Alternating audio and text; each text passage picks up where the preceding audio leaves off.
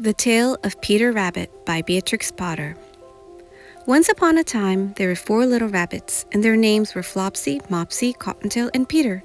They lived with their mother in a sandbank underneath the root of a very big fir tree. "Now, my dears," said old Mrs. Rabbit one morning, "you may go into the fields or down the lane, but don't go into Mr. McGregor's garden. Your father had an accident there. He was put in a pie by Mrs. McGregor. Now run along and don't get into mischief. I'm going out." Then old Mrs. Rabbit took a basket and her umbrella and went through the woods to the baker's. She bought a loaf of brown bread and 5 currant buns. Flopsy, Mopsy, and Cottontail, who were good little bunnies, went down the lane to gather blackberries. But Peter, who was very naughty, ran straight away to Mr. McGregor's garden and squeezed under the gate. First he ate some lettuces and some French beans, and then he ate some radishes. And then, feeling rather sick, he went to look for some parsley. But round the end of the cucumber frame, whom should he meet but Mr. McGregor? Mr. McGregor was on his hands and knees planting out young cabbages, but he jumped up and ran after Peter, waving a rake and calling out, "Stop, thief!" Peter was most dreadfully frightened. He rushed all over the garden, for he had forgotten the way back to the gate. He lost one of his shoes among the cabbages, and the other shoe amongst the potatoes. After losing them, he ran on 4 legs and went faster, so that I think he might have got away altogether if he had not unfortunately run into a gooseberry net and got caught by the large buttons on his jacket. It was a blue jacket with brass buttons, quite new.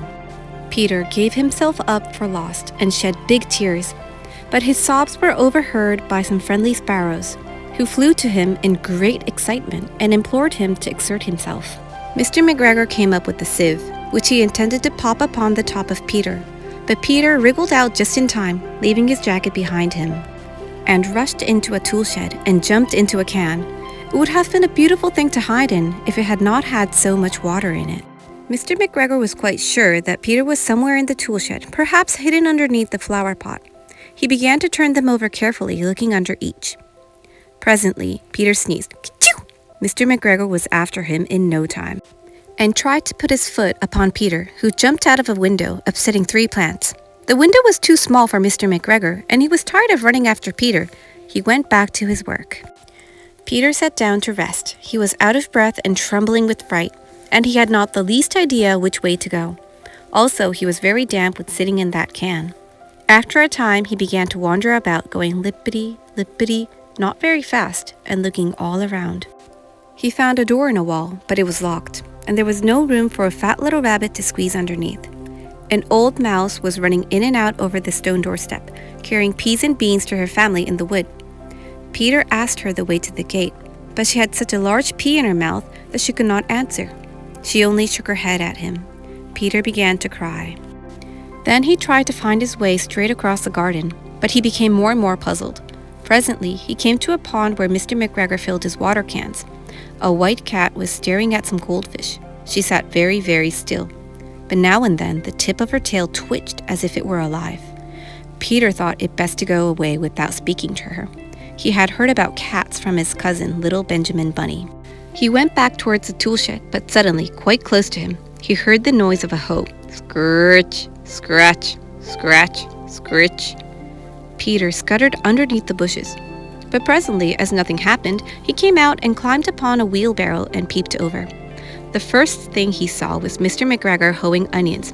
His back was turned toward Peter, and beyond him was the gate. Peter got down very quietly off the wheelbarrow and started running as fast as he could, along a straight walk behind some blackcurrant bushes. Mr. McGregor caught sight of him at the corner, but Peter did not care. He slipped underneath the gate and was safe at last in the wood outside the garden. Mr. McGregor hung up the little jacket and the shoes for a scarecrow to frighten the blackbirds. Peter never stopped running or looked behind him till he got home to the big fir tree. He was so tired that he flopped down upon the nice soft sand on the floor of the rabbit hole and shut his eyes. His mother was busy cooking. She wondered what he had done with his clothes. It was the second little jacket and pair of shoes that Peter had lost in a fortnight. I am sorry to say that Peter was not very well during the evening. His mother put him to bed and made some chamomile tea, and she gave a dose of it to Peter. 1 tablespoonful to be taken at bedtime. But Flopsy, Mopsy, and Cottontail had bread and milk and blackberries for supper. The end.